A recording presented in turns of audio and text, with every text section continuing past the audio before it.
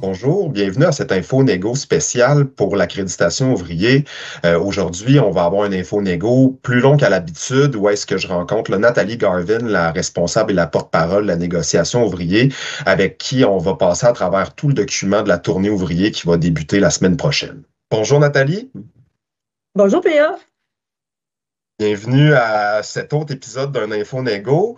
Aujourd'hui, on s'est entendu pour présenter la proposition d'entente de principe pour laquelle les membres vont être appelés à se prononcer dans les prochaines semaines. T'es prête? Ah oui, je suis prête. Ça va être un info négo un peu plus long, j'imagine, mais je suis prête.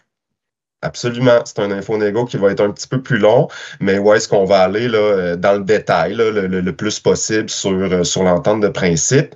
Dans le fond, pour les membres, ce qu'on va faire, c'est qu'on va carrément vous présenter le document de tournée un peu à l'avance, puis on va passer au travers chacun des points.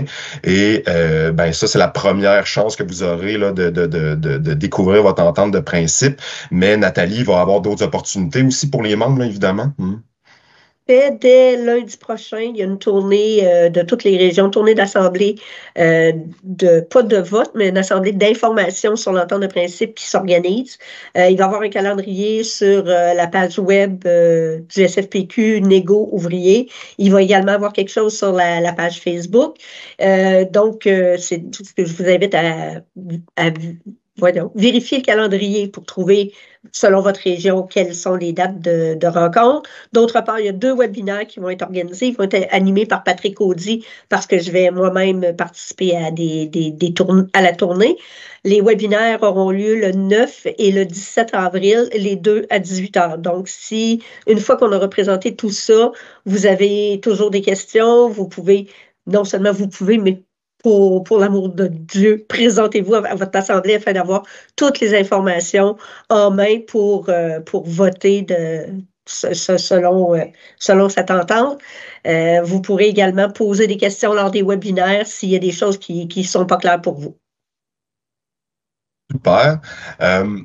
Donc maintenant, on va se lancer dans l'entente de principe comme tel, peut-être pour orienter les membres qui vont écouter la vidéo.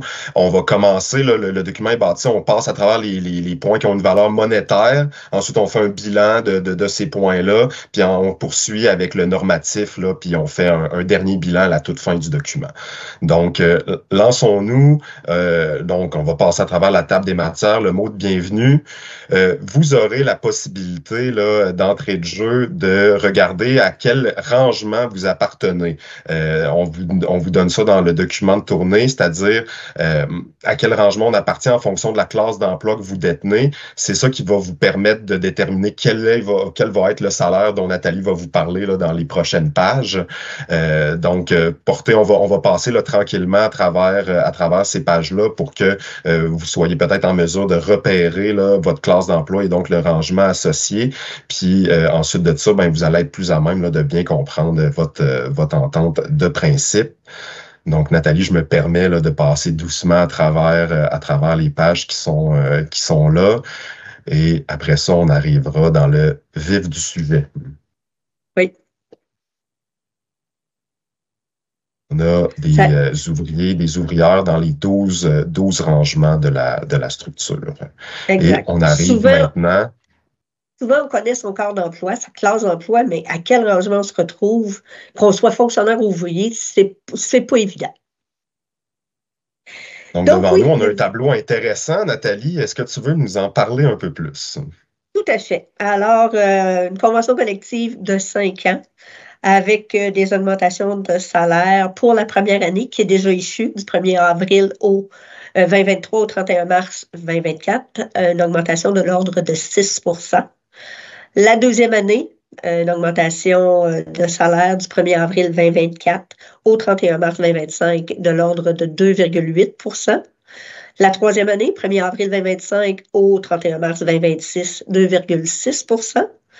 Quatrième année, 1er avril 2026 au 31 mars 2027, 2,5 %. Et finalement, la dernière année de cette convention qui va débuter le 1er avril 2027 pour se terminer le 31 mars 2028, 3,5 %.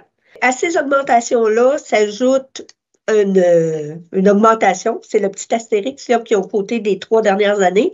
Puis pour mieux l'expliquer que moi, je pourrais le faire, PA, qui est économiste, PA, pour ceux qui comprennent pas, là, c'est Pierre-Alexandre, va pouvoir vous expliquer c'est quoi au juste cet astérix-là.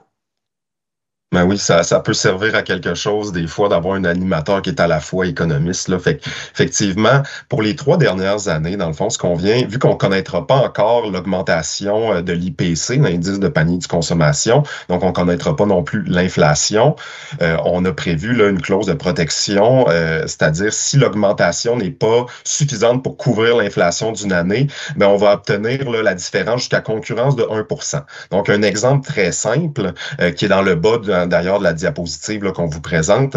Si l'inflation entre avril 2025 et mars 2026 est de 3%, alors que l'augmentation qu'on va avoir obtenue est de 2,6%, ben on a un écart à combler de 0,4%. Ben grâce à cette clause-là, cette année-là, on sera capable d'aller chercher le 0,4% qu'il manque. Et on pourra aller chercher jusqu'à 1% là, s'il manquait jusqu'à 1% par rapport à l'inflation. Et on va pouvoir faire ça pour les 3 dernières années de la convention. Donc, c'est là qu'on vient dire que c'est jusqu'à 1% maximum par année, jusqu'à concurrence de 3% au total. Mais comprenons-nous qu'idéalement, on ne voudrait pas que cette clause-là déclenche parce qu'on voudrait pouvoir s'enrichir par rapport là, à l'inflation ces années-là. Tout à fait.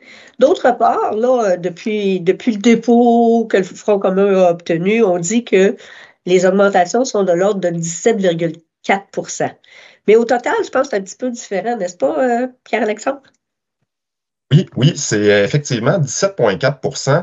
On va l'obtenir en faisant l'addition là, des augmentations annuelles qu'on a obtenues. Donc le 6, le 2,8, le 2,6 et le 2,5 et le 3,5. Si j'additionne tout ça, j'ai 17,4%. Mais dans la réalité, on n'additionne pas les augmentations, on les enchaîne les unes avec les autres, on les multiplie donc. Fait que cet effet-là multiplicateur, au bout des 5 années, plutôt que d'arriver à 17,4%, l'augmentation réelle, elle va être de 18,6%.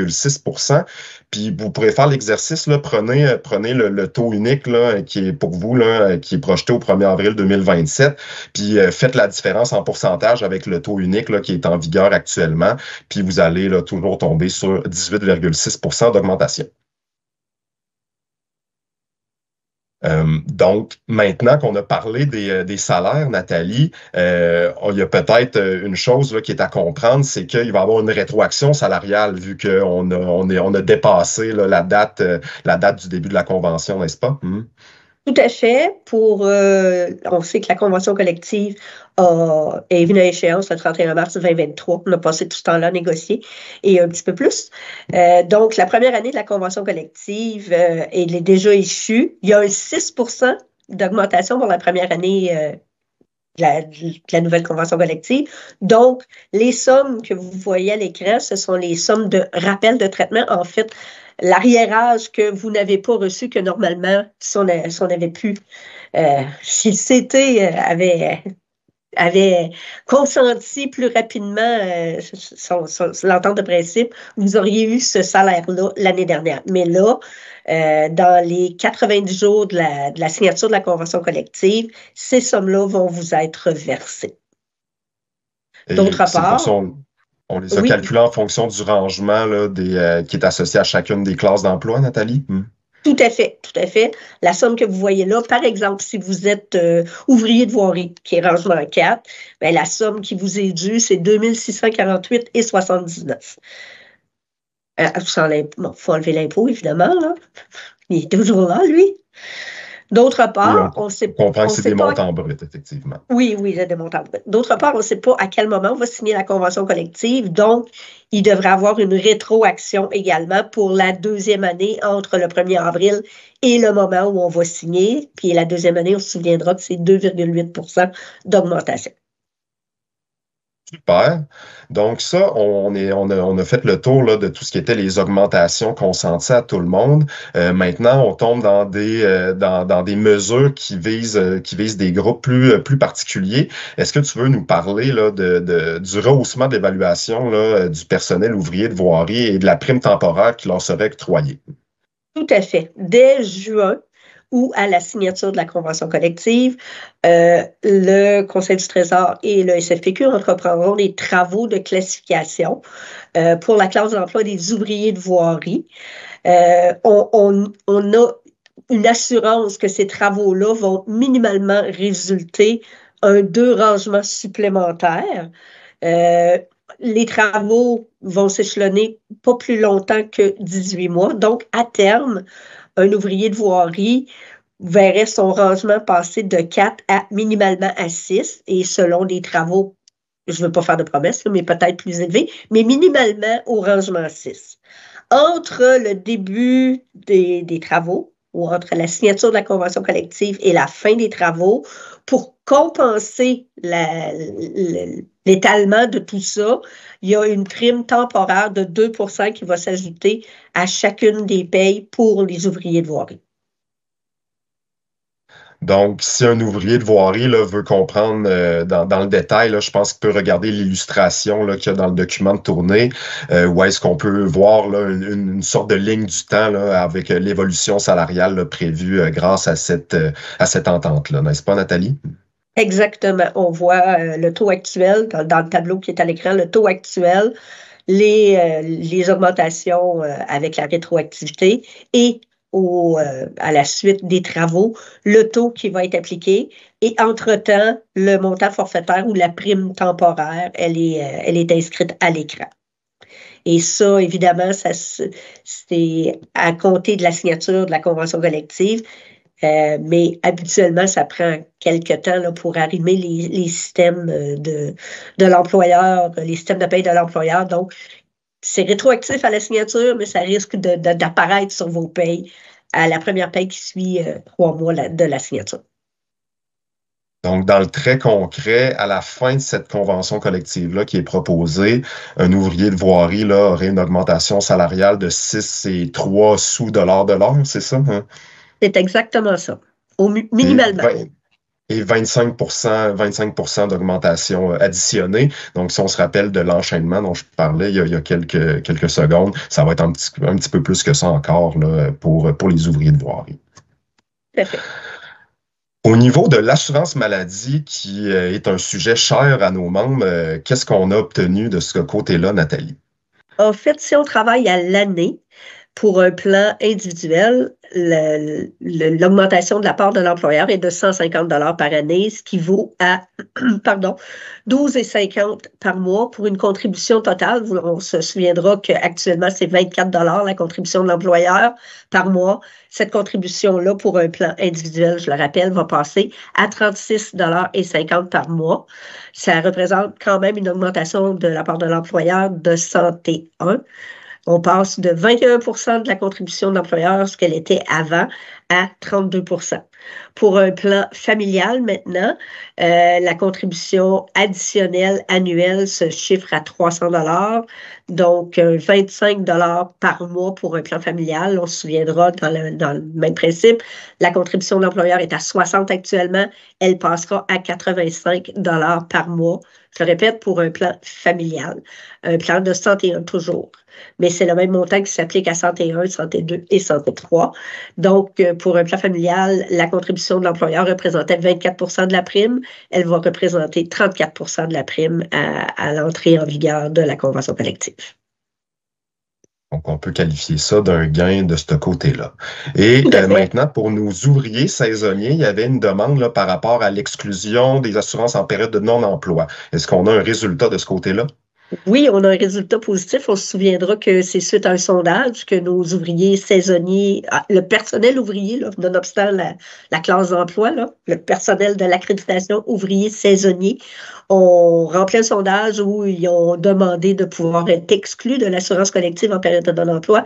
Là, on a réussi à faire entendre raison l'employeur et on a obtenu qu'il soit exclu de l'assurance collective en période de non-emploi. On a un petit tableau qui indique les économies projetées pour chacun des plans de santé 1, santé 2, santé 3, qu'on soit individuel, monoparental ou familial.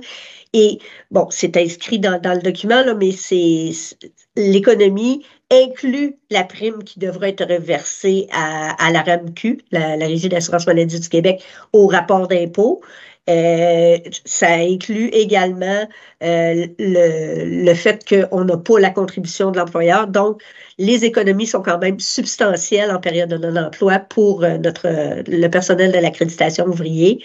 Au retour à l'emploi, ils reviennent assurés à l'assurance collective comme ils le sont actuellement. Il y a des particularités.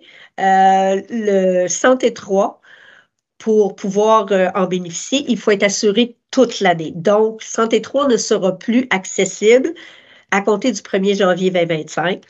L'assurance vie en période de non-emploi non plus ne sera plus effective, ni pour l'employé, ni pour ses personnes à charge, le cas échéant, mais elle va de nouveau être effective dès lors du retour au travail.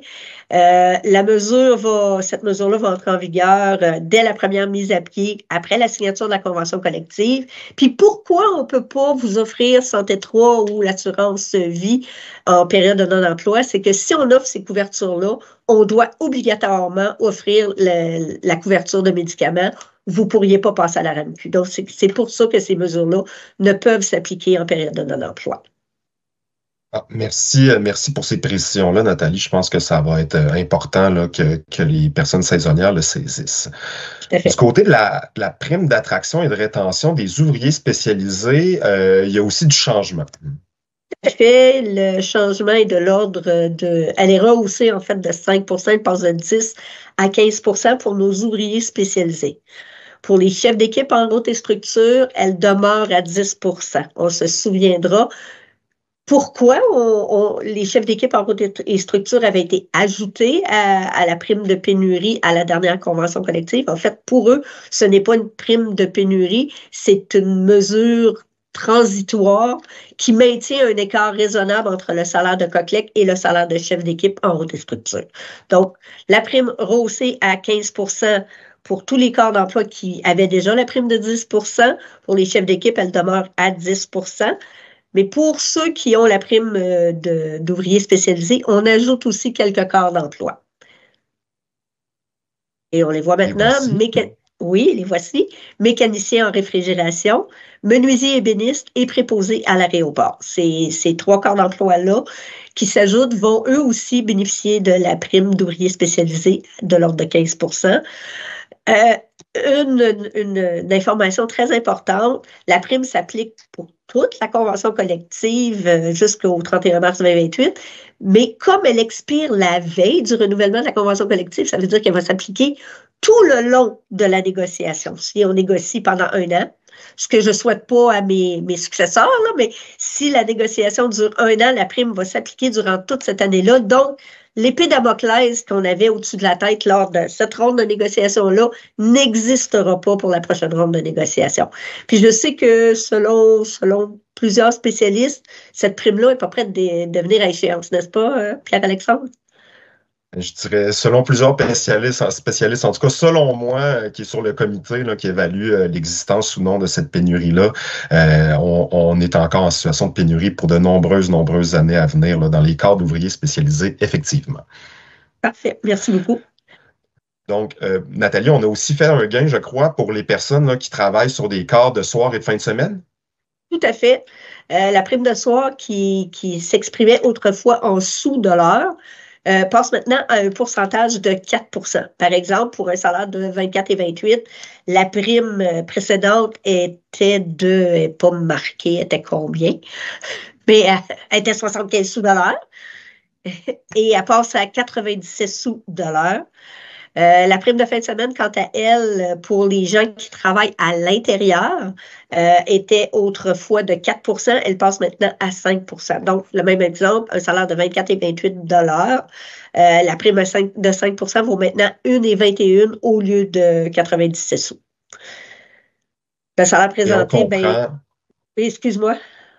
Et on comprend, Nathalie, que ces primes-là vont augmenter à mesure aussi que les salaires vont augmenter vu qu'elles sont en pourcentage. Là, c'est vraiment les chiffres en fonction des salaires actuellement en vigueur, là, puisque c'est ces chiffres-là que vous connaissez sûrement le mieux.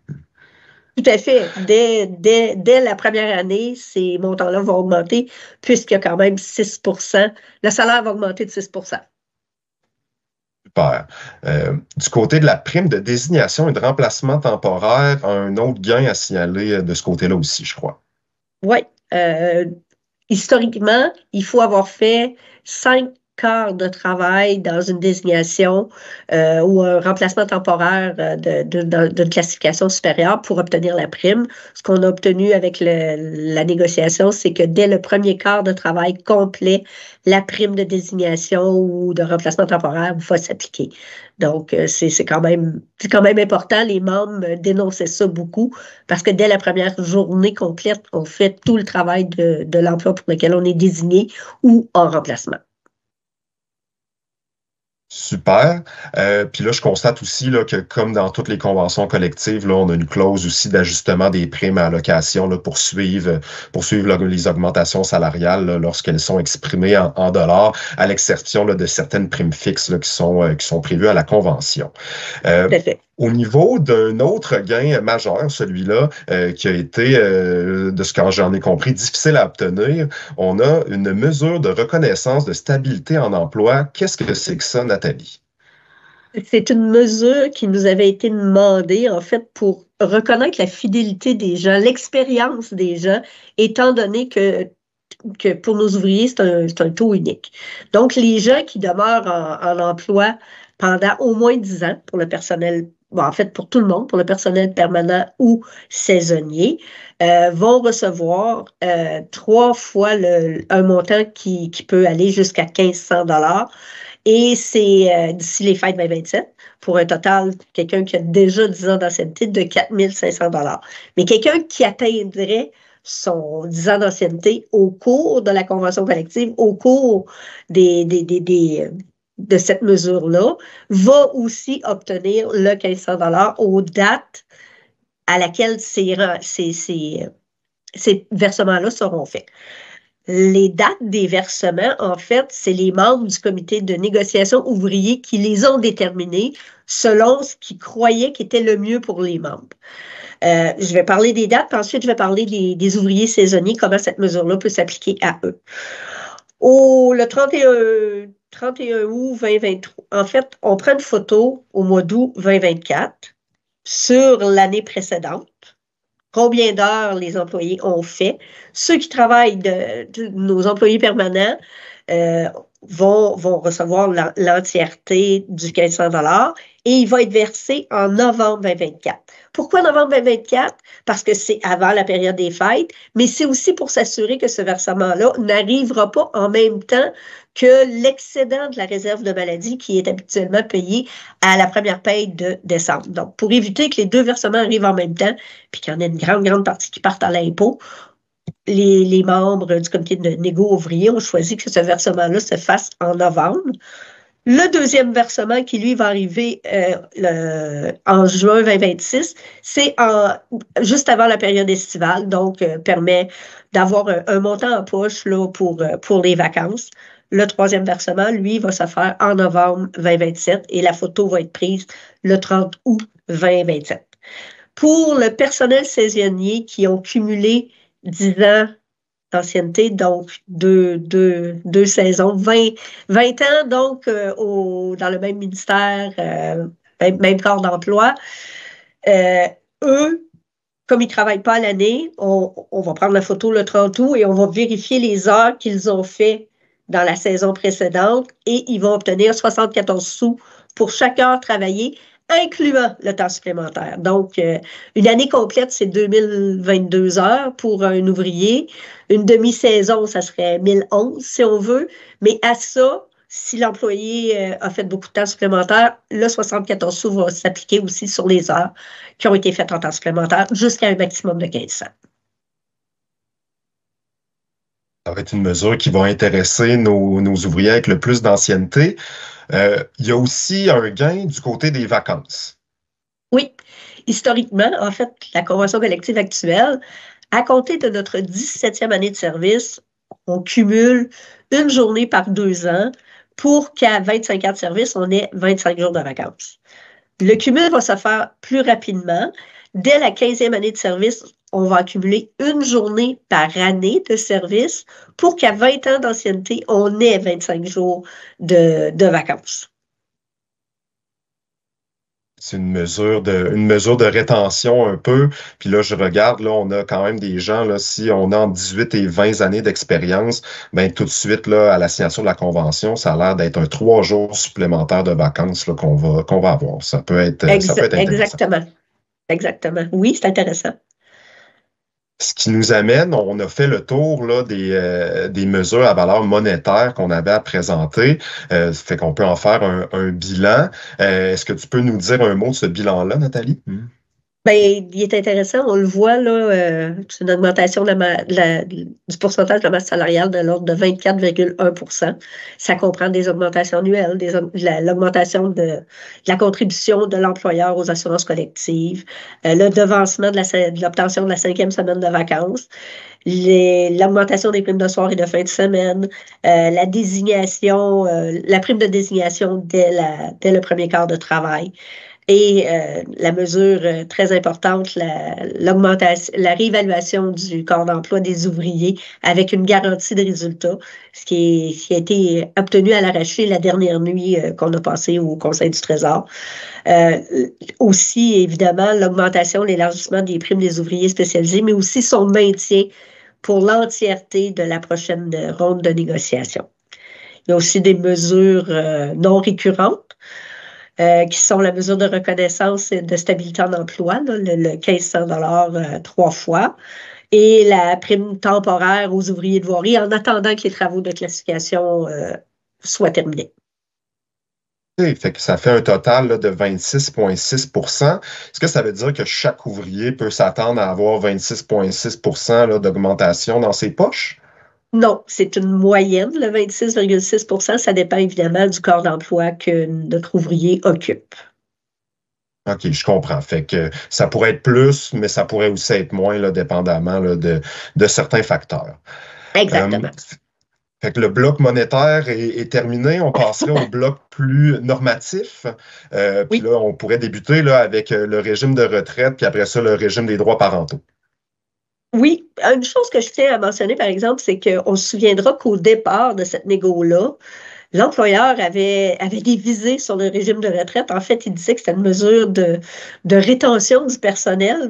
Nous, on l'a qualifié tout le temps qu'on a négocié d'une mesure de détention, qu'il a finalement retirée avec les démarches, avec les manifestations qui ont été faites, avec l'appui des membres sur le terrain, non seulement pour notre accréditation, mais dans l'ensemble des fonctionnaires de la fonction, des gens employés de la fonction publique. L'employeur a retiré ces demandes-là. C'est quand même important de le mentionner parce que on a évité des mesures très importantes qui venaient nous détenir au travail. Donc, les modifications au régime de retraite des employés de la fonction publique, on pouvait avant signer une entente de pré-retraite pour une durée maximale de 5 ans. Cette durée-là est augmentée à 7 ans. D'autre part, avant, si on avait signé, mettons, 2 ans, c'était 2 ans. C'était terminé, on ne pouvait pas modifier ça. Maintenant, on va pouvoir jusqu'à 2 fois, 6 mois avant l'expiration de notre entente de pré-retraite, modifier cette entente-là pour dire, bon, ben, finalement, je vais être en pré-retraite encore 2 autres années. Donc, c'est quand même une mesure importante. D'autre part, pour les gens très, très, très motivés qui veulent augmenter leur rente de retraite ou qui aiment ça travailler, bien, ils vont pouvoir, en fait, continuer à travailler jusqu'à 71 ans tout en contribuant au REGOP. Avant, c'était, 69 ans, on arrêtait de contribuer au REGOP. Puis du côté du régime des droits parentaux maintenant? Maintenant, on va permettre la prise du congé sans traitement ou un congé partiel sans traitement euh, avant la prise du congé de paternité ou du congé d'adoption. On va le permettre avant, alors que c'était pas permis. Donc, si maman est en congé de maternité et que papa voulait prendre un congé sans traitement, il devait le prendre immédiatement à, à la fin. Donc, quand le congé de maternité se terminait, le congé sans traitement débutait, donc les deux parents se retrouvaient sans salaire. Donc, maintenant, il va pouvoir le prendre avant, mais en autant que le bébé ou l'enfant est arrivé à la maison. C'est pas une OK. grosse différence, là, mais ça permet que un ou l'autre des parents ait un salaire qui entre durant cette mesure-là. Fait que du côté tant du REGOP que du régime des droits parentaux, je constate qu'il n'y a aucun recul. Non, il n'y a aucun recul, absolument pas. Il y a des petits gains. D'autre part, pour le régime des droits parentaux, on sait que une grossesse demande énormément de rendez-vous médicaux. Il y a déjà 4 journées qui sont prévues pour des rencontres avec un spécialiste de la santé. On ajoute une journée à ces 4 journées-là. Intéressant, intéressant pour les personnes qui en auront besoin. Tout à fait. Euh, on a du changement là, du côté de ce qu'on appelle le préavis de changement d'horaire. Je pense que ça, c'est un morceau là, important pour l'employeur. Tout à fait. L'employeur voulait de la flexibilité. Donc, on s'est entendu sur un projet pilote. Hein. C'est important de le dire, un projet pilote, ça veut dire qu'à la fin de la convention collective, si ça a été compliqué, si ça a été difficile, nos membres ont vraiment pas aimé ça, on le termine et c'est comme ça. Donc, ce sur quoi on s'est entendu avec l'employeur pour lui offrir plus de flexibilité, c'est que le préavis de changement d'horaire passe de 15 à 5 jours, mais avec des paramètres bien, bien précis. En saison estivale, c'est pour tous les employés du ministère des Transports, ça concerne que le ministère des Transports. Et en saison hivernale, ça concerne tous les employés qui ne sont pas assignés au déneigement. L'employeur, il peut modifier l'horaire d'une personne avec un préavis de 5 jours, je l'ai dit. Il peut modifier la plage horaire, c'est-à-dire, je travaille 2 jours, non, dans 5 jours, je suis avisé que je vais travailler de soir à la place, mais il ne peut changer les journées où je travaille. Je travaille du lundi au vendredi. Il peut me dire, rendu au mercredi, la semaine prochaine, dès lundi, tu vas travailler de soir au lieu de travailler de jour. Mais il ne peut pas me dire, tu vas travailler en fin de semaine. J'ai un horaire du lundi au vendredi, je conserve un horaire du lundi au vendredi. OK, je Et pense que comme, ça peut apaiser certaines craintes des membres. tout à fait, tout à fait. On ne vient pas changer les journées où on travaille, on change la plage où on travaille seulement. Parfait. Maintenant, on a du changement aussi pour les aménagements ministériels là, avec lesquels on a quand même plusieurs ouvriers qui sont familiers. Tout à fait. En fait, tous les aménagements doivent avoir le sceau du Conseil du Trésor actuellement.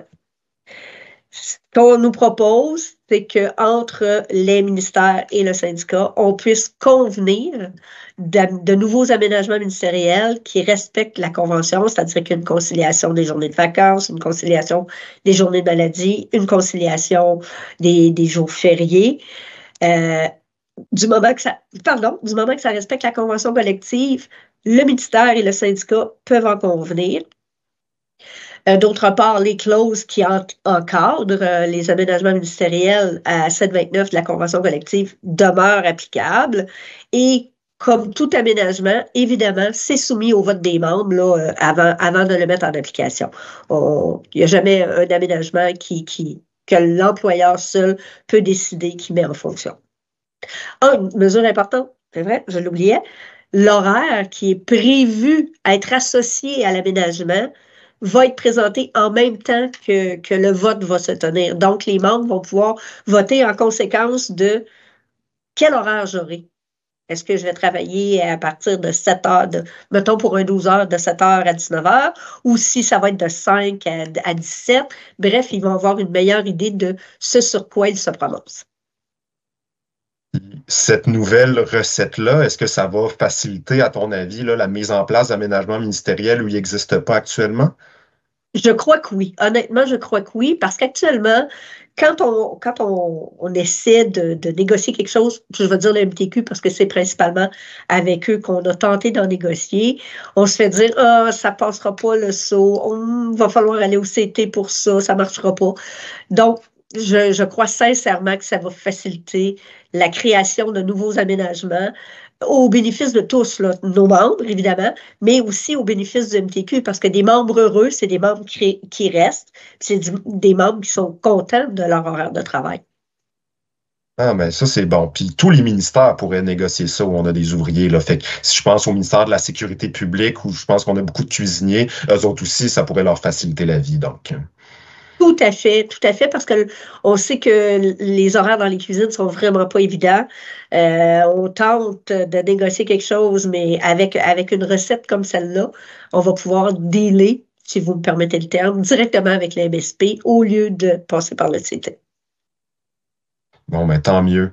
Assignation temporaire en attente d'une décision de la CNSST. Si je décode, c'est j'ai un accident de travail, mais j'ai pas encore eu la décision de la CNSST, puis mon employeur veut m'assigner à des tâches. Qu'est-ce qui se passe? C'est ça qu'on est venu modifier, Nathalie? C'est ça qu'on est venu modifier. En fait, on est venu le confirmer dans la convention collective. La loi de la CNSST le prévoyait déjà. L'article 179 établit des critères pour faire ça.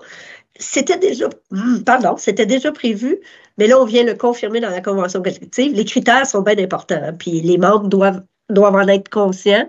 C'est que la personne qui a subi un accident de travail qui est en attente de la décision, elle peut raisonnablement accomplir l'emploi que l'employeur veut lui confier. Ce travail-là ne comporte pas de danger d'aucune façon, que ce soit physique ou psychique, le temps de la lésion.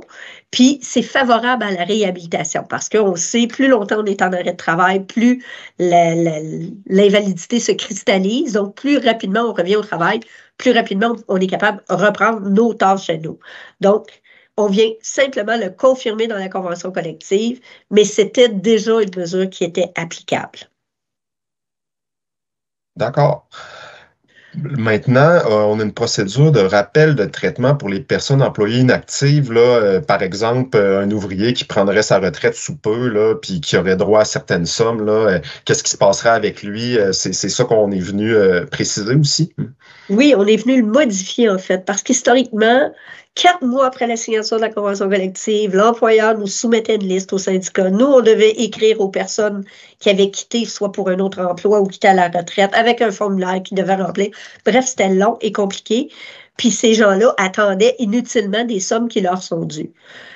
L'employeur va verser en même temps pour tout le monde, qu'on soit à l'emploi ou qu'on ait quitté à la retraite ou quitté tout simplement le ministère, ça va être versé en même temps pour tout le monde aux dernières coordonnées bancaires que l'employeur possède. Donc, en fait, c'est assez rare qu'on change nos coordonnées bancaires. On déménage, on change de numéro de téléphone, mais les coordonnées bancaires, c'est assez rare que ça change. Donc, le versement va se faire là. Si jamais les coordonnées bancaires ont changé, le virement va revenir à l'employeur, puis à ce moment-là, l'employeur va communiquer par la poste à la dernière adresse connue des membres qui ont quitté pour leur dire on vous doit des sommes, on a besoin de vos coordonnées bancaires. Donc, le délai pour recevoir les sommes qui sont dues va être le même que pour ceux qui sont encore à l'emploi. Et c'est vraiment un gain majeur pour les membres qui attendent des sommes, puis pour le syndicat qui n'a plus à faire cet exercice-là, parce que dans le fond, c'est la responsabilité de l'employeur de payer les sommes qui sont dues et non celle du syndicat. Donc, tout le monde risque d'être content. Un autre point positif. Tout à fait. Traitement des plaintes de harcèlement sexuel. Qu'est-ce qu'on a à nous dire là-dessus? Actuellement, dans la convention collective, s'il y a un signalement à caractère sexuel et que ça implique 2 membres de la même unité d'accréditation, la convention collective oblige l'employeur à créer un comité conjoint, c'est-à-dire des gens du syndicat, des conseillers, et un avocat ou un conseiller aux ressources humaines de l'employeur. Mais des plaintes à caractère sexuel, c'est quelque chose de délicat. C'est quelque chose que ça se peut qu'on n'ait pas envie d'aller en discuter devant un comité. Déjà là, de faire un signalement ou une plainte, c'est quelque chose qui demande beaucoup. Donc, on vient limiter l'obligation de créer le fameux comité, à moins que la personne présumée victime dise moi, je veux qu'il y ait un comité conjoint qui se mette de l'avant et ça se limite à ça. Maintenant, il y a toujours un rapport de ces comités-là qui est fait, que ce soit un comité conjoint ou que ce soit un comité indépendant mis de l'avant par l'employeur. Il y a un rapport qui va être fait, qui vient déterminer si oui ou non il y a eu harcèlement ou agression. Et le syndicat aura accès au rapport caviardé, évidemment. Si l'employeur choisit de s'en servir, s'il y avait une mesure disciplinaire qui s'appliquait. Évidemment, ça vient pas jouer sur les pouvoirs de l'arbitre qui pourrait dire l'employeur soumet le rapport intégralement. D'autre part, on a obtenu de l'employeur qui crée une brochure expliquant toute cette démarche-là que je viens d'expliquer très, très brièvement, expliquant toute la démarche, expliquant tous les recours que la présumée personne victime pourrait avoir, c'est-à-dire faire une plainte à la CNSST, avoir accès au PAE. La brochure va contenir aussi les coordonnées des bureaux régionaux du syndicat, parce qu'on peut vouloir être accompagné de son syndicat, et ça va être remis à toutes les personnes qui pourraient être impliquées dans une situation à caractère sexuel. Donc, on croit que c'est un gain pour les membres aussi, puisque le comité demeure si on le veut, mais dans tous les cas, qu'il y ait un comité qui se mette en place ou pas, il y a une brochure d'information qui va expliquer toute la démarche qui va être remise à toutes les personnes impliquées. Merci beaucoup pour ces précisions-là. On a aussi dans notre convention collective des disparités régionales là, pour des localités qui sont éloignées. Il y en a une qui a l'air de s'ajouter. Puis j'aime ça le dire, c'est la localité de Ouidji-Bougamou qui s'ajoute pour le paiement des frais de transport de nourriture. Parce que dans plusieurs de ces endroits-là, la nourriture qui arrive, je vais prendre l'exemple de Coudjouac, elle arrive par bateau ou par avion. Et c'est très cher. Honnêtement, c'est plus cher acheter des pommes de terre à Coudjouac que d'acheter un steak parce que c'est au poids. Donc, c'est paradoxal, mais c'est comme ça. Donc, on ajoute la localité de Ouidji-Bougamou à ces localités nordiques-là. Parfait. Au niveau de la procédure de grief et du projet pilote de tâches non conformes, qu'est-ce qui se passe là avec ça dans l'entente de principe? En fait, ce qui se passe avec ça dans l'entente de principe, c'est qu'on ne voulait pas retarder le paiement des sommes qui sont dues pour les membres ouvriers pour des procédures qui, dans le fond, sont plus administratives, si je peux me permettre. Le projet pilote de grief de tâches conformes, on souhaite qu'il demeure projet pilote, donc on a déféré ça à la négociation des fonctionnaires, puisque historiquement, depuis le début, au niveau de la procédure de grief, qui s'applique pour les fonctionnaires, s'applique pour les ouvriers, c'est du copier-coller. Donc, dans le but de ne pas retarder le versement des sommes, si cette entente-là est acceptée, bien entendu, on a déféré ça à la négociation fonctionnaire et les mêmes paramètres qui vont être définis vont s'appliquer pour les deux conventions collectives. OK. Je sais qu'on peut pas présumer là, de la conclusion de la négociation des fonctionnaires, mais es-tu quand même là, confiante que il va y avoir des changements, qu'il va y avoir de l'amélioration de ce côté-là? Hein? Absolument, absolument. Pour le projet pilote, nous, ce qu'on souhaite, en fait, c'est garder le projet pilote de tâches conformes en projet pilote. On ne veut pas l'inclure tout de suite dans la convention collective, puisqu'il n'a pas, il n'a pas suivi l'ensemble de la procédure qui peut avoir lieu. Ça, c'est pour les griefs de tâches non conformes. Pour la procédure de grief, actuellement, il y a comme des clauses qui nous empêchent d'aller un peu plus vite. Je suis bien, bien confiante que l'employeur nous suit parce que c'est à l'avantage des deux parties de régler les griefs plus rapidement, que ce soit un grief où c'est le syndicat, l'employé qui a des droits ou des griefs patronaux qui parfois arrivent. C'est à l'avantage des deux parties de s'entendre et de modifier la procédure de règlement de grief pour accélérer le traitement. Parfait. Harmonisation de la convention collective avec les modifications aux lois sur la fonction publique, la loi sur les normes du travail. Là, je sens qu'on arrive dans les derniers milles de cette présentation-là, mais tu as quelques éléments quand même à nous présenter. Oui, en fait, on a introduit une définition du harcèlement psychologique et sexuel dans la convention collective pour justement respecter la loi de la fonction publique et la loi, la LNT, la loi Les normes du travail. Oui, merci, merci. On travaille trop avec des abréviations. D'autre part, congé pour responsabilité familiale. Le texte de la convention collective actuellement, il n'était pas... En fait, ouais, j'allais plus vite. J'allais tout de suite à la clause pour le décès, mais bref, les responsabilités familiales, on vient le clarifier et on se colle aussi à la LNT. Tu l'as dit, fait que je peux le dire, et à l'harmonisation sur la loi de la fonction publique. Maintenant, la présence requise, c'est pour remplir des obligations reliées à la garde. C'est ce qu'on a ajouté, relié à la garde, la santé, l'éducation de son enfant ou l'enfant de son conjoint.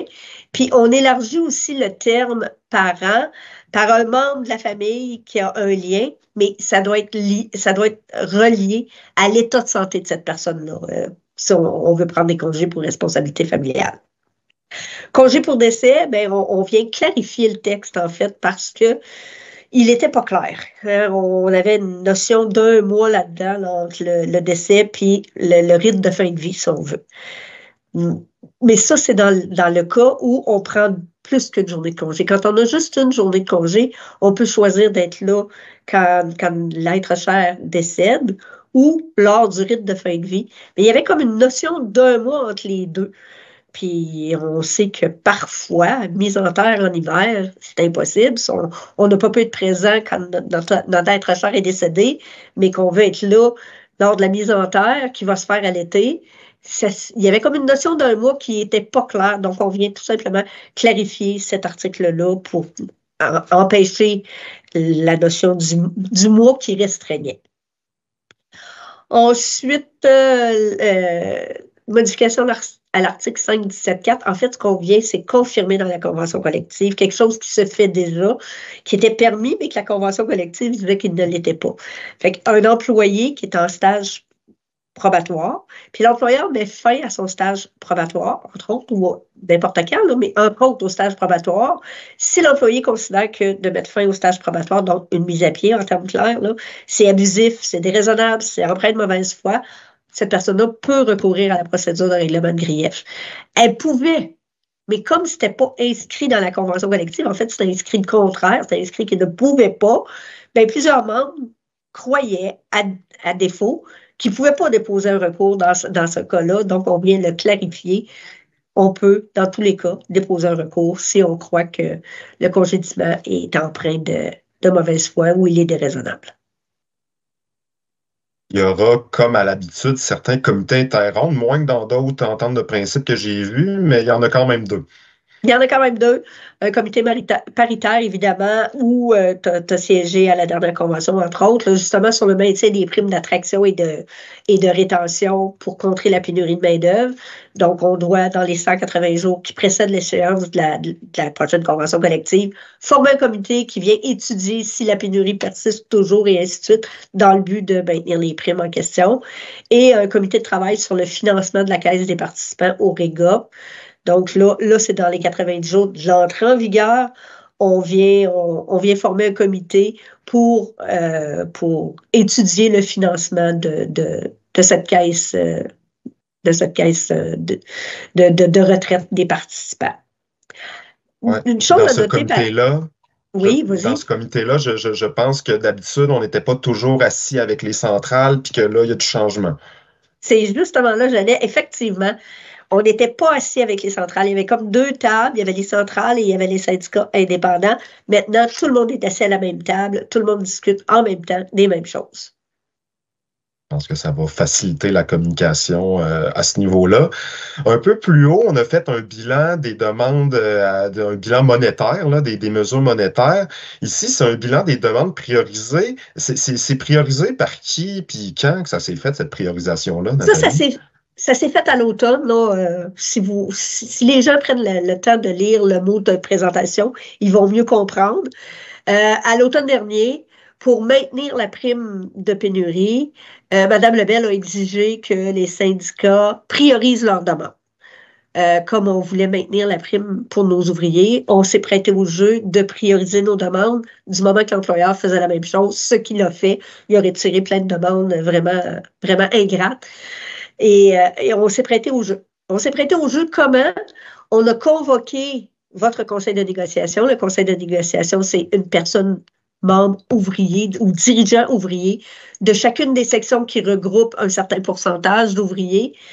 On leur a présenté pourquoi on souhaitait prioriser les demandes. On a ciblé des demandes et ces gens-là ont voté que c'était la chose à faire pour finalement en venir à négocier vraiment et avoir une entente de principe. Donc, les demandes qui ont été priorisées, je le répète, par votre conseil de négociation. Puis là, la date exacte, là, je sais que c'est en octobre, je n'ai pas la date exacte en mémoire. Pas de pardonner. Parfait, merci. On a donc priorisé le maintien de la prime de pénurie pour les ouvriers de voirie, évidemment.